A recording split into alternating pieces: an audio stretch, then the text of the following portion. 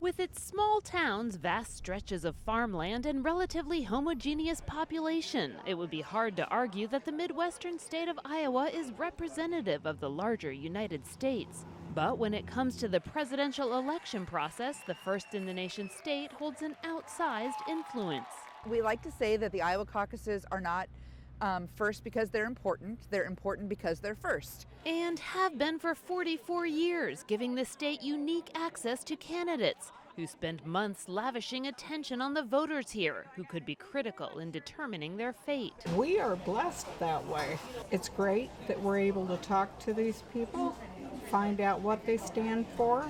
We don't always believe everything they say. They're making decisions that are based on months and months of vetting of the candidates. Iowa's effect is often to weed out players who maybe can't make it out of here, who don't have that kind of organization. It narrows the field. This is a job interview.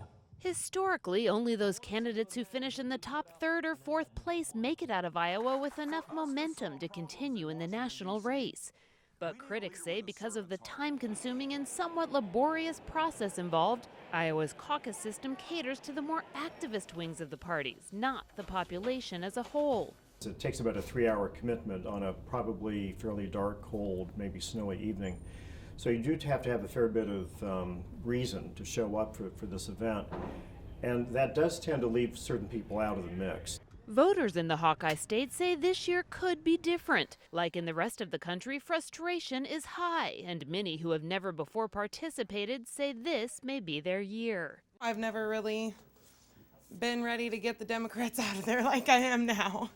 Ready for some change. I will be participating in a caucus for the very first time on Monday, and I support Bernie Sanders. I think you've got a lot of people that are just really upset with the way government's gone. As is always the case, turnout is key, and whether action follows those words remains to be seen.